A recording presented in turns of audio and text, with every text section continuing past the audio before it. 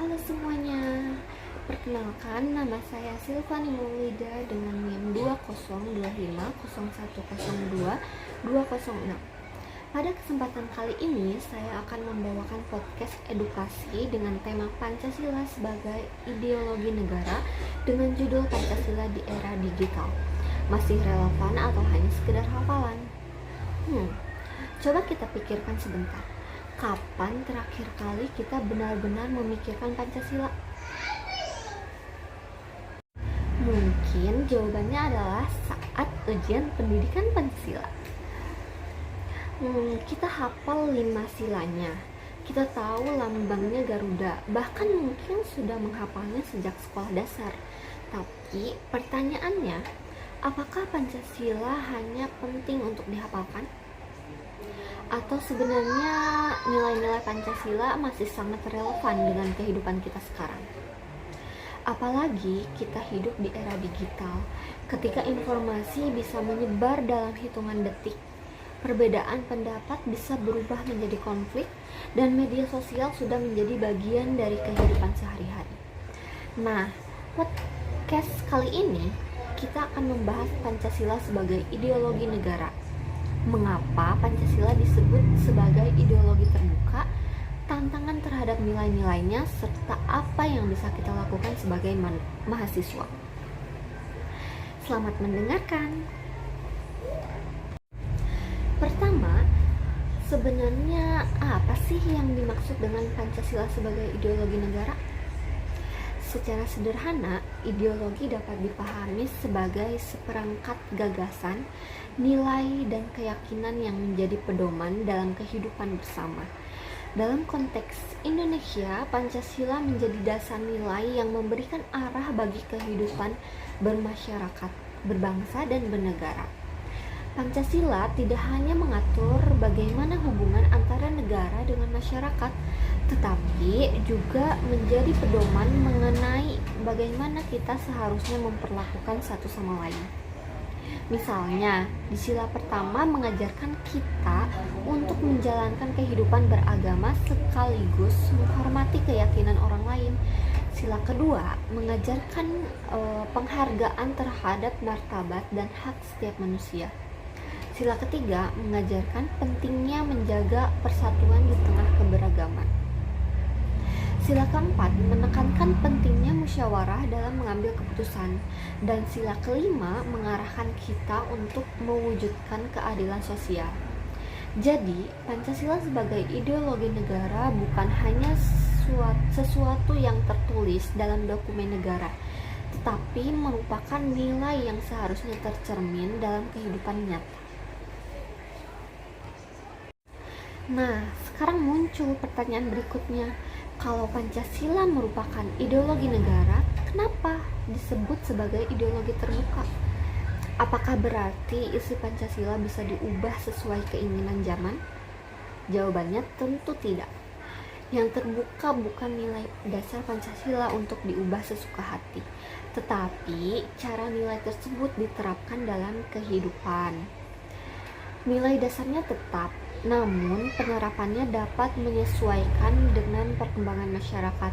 Contohnya, menjaga persatuan pada zaman sekarang tidak hanya dilakukan melalui kehidupan bermasyarakat secara langsung, tetapi juga melalui cara kita menggunakan media sosial, tidak menyebarkan hoax, tidak menyebarkan ujaran kebencian, tidak menjadikan perbedaan sebagai alasan untuk saling menyerang.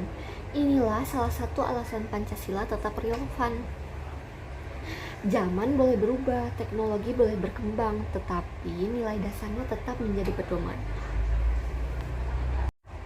Sekarang kita ke bagian yang lebih dekat dengan kehidupan kita sehari-hari. Salah satu tantangan penerapan Pancasila saat ini dapat kita lihat di media sosial. Kita pasti pernah melihat perbedaan di kolom komentar. Awalnya hanya berbeda pendapat, tapi kemudian berubah menjadi saling menghina, saling menyerang, bahkan membawa-bawa suku, agama, atau kelompok tertentu. Belum lagi penyebaran berita yang belum tentu benar. Kalau kita langsung percaya dan membagikannya tanpa melakukan pengecekan, kita sebenarnya bisa ikut memperbesar masalah. Hal seperti ini tentu bertentangan dengan nilai-nilai Pancasila. Misalnya, merendahkan orang lain karena perbedaan identitas tidak sesuai dengan sila kedua, yaitu kemanusiaan yang adil dan beradab. Menyebarkan konten yang sengaja memecah masyarakat bertentangan dengan sila ketiga, yaitu persatuan Indonesia. Sedangkan kita menghadapi perbedaan pendapat, kita seharusnya mengutamakan dialog dan musyawarah. Hal ini sejalan dengan sila keempat. Jadi, pengamalan Pancasila sebenarnya bisa dimulai dari sesuatu yang sederhana.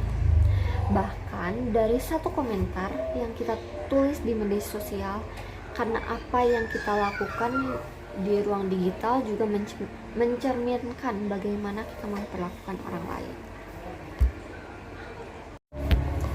Lalu kalau nilai-nilai Pancasila sudah kita pelajari sejak sekolah, mengapa penyimpangan masih bisa terjadi?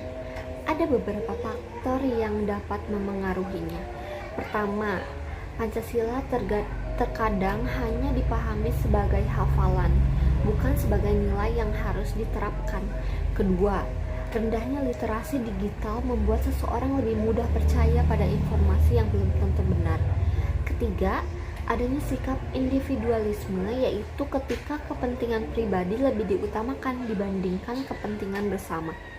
Selain itu, lingkungan juga memiliki pengaruh. Apa yang sering kita lihat, dengar, dan lakukan dapat membentuk kebiasaan kita. Karena itu, pengamalan Pancasila tidak cukup hanya melalui pembelajaran di kelas. Pancasila harus dibiasakan dalam kehidupan sehari-hari.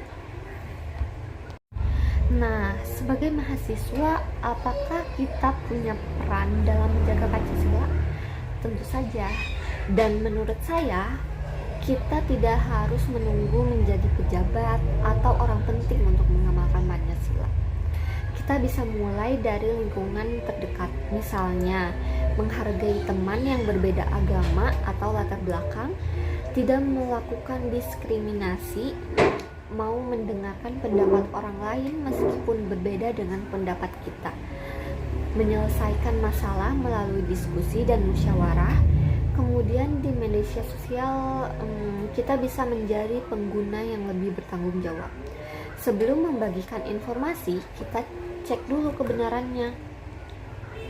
Sebelum memberikan komentar, kita pikirkan dulu dampaknya.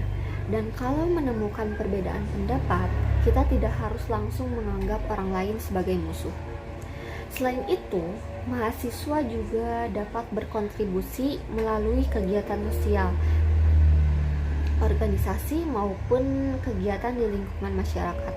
Dengan begitu, masyarakat tidak hanya menjadi generasi yang paham Pancasila secara teori, tetapi juga mampu menerapkannya dalam kehidupan nyata. Lalu, apa yang bisa dilakukan agar nilai-nilai Pancasila semakin diterapkan dalam kehidupan masyarakat? Menurut saya ada beberapa hal sederhana. Yang pertama, pendidikan Pancasila perlu disampaikan secara kontekstual dengan menghubungkannya dengan masalah yang benar-benar kita hadapi. Kedua, meningkatkan literasi digital agar masyarakat mampu menyaring informasi dan tidak mudah terprovokasi. Ketiga, membangun kebiasaan menghargai perbedaan. Keempat, meningkatkan kepedulian terhadap lingkungan sosial. Dan yang paling penting, mulai dari diri sendiri. Karena akan sulit mengharapkan masyarakat berubah kalau kita sendiri belum berusaha menerapkan nilai-nilai tersebut. Jadi, apakah Pancasila masih relevan? Jawabannya sangat relevan. Pancasila sebagai ideologi terbuka memungkinkan nilai-nilai dasarnya tetap menjadi pedoman, sementara penerapannya dapat menyesuaikan dengan perkembangan zaman.